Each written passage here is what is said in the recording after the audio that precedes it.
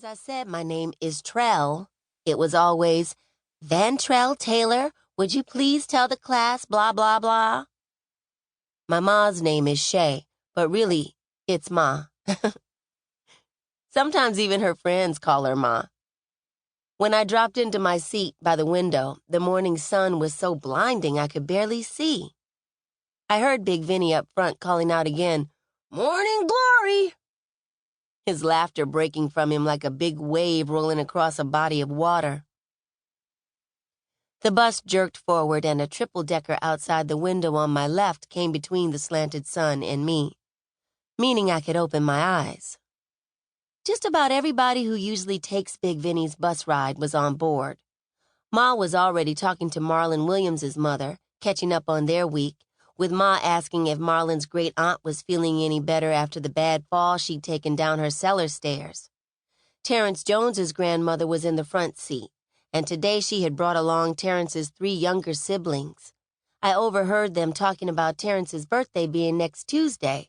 He was turning 27. My daddy's birthday was coming up, too, next month in July. He'd be 35. The bus seated 20 passengers, and every seat was filled, with people like Ma and me, Marlon's mother, and Terrence's grandmother. We were like family because riding together these many months, years even, we'd all gotten to know one another pretty well, where everyone lived and who was who in their extended families, and certainly the reasons why we were Big Vinny's regulars. We were all taking the 90-minute ride south of Boston to visit fathers and brothers and uncles in our lives, or, more accurately, missing from our lives. Walpole was our destination. It's the nickname for the state's maximum security prison. It's where Marlon Williams is doing 12 for armed robbery, where Terrence Jones is doing 10 for drug dealing or possession with intent to distribute, language I wish I didn't know. My daddy, Romero Taylor, Walpole is where he's in prison for murder, where he is sentenced for life, without the possibility for parole. Except for one thing. I know he didn't do it. Chapter 2, Visiting Hours. Even if Big Vinny's Vinnyisms are hard to take, one thing's for sure. I'm a lot more at home in his beat-up excuse for a bus than I am riding in the gleaming silver Mercedes-Benz minibus that my school owns. This year, I started going to the Weld School, a fancy-nancy private school I got myself into, and now maybe wish I hadn't.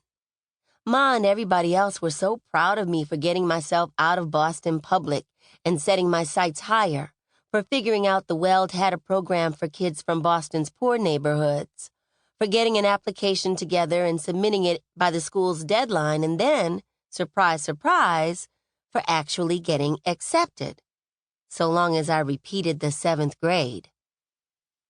It was my daddy who actually gave me the idea.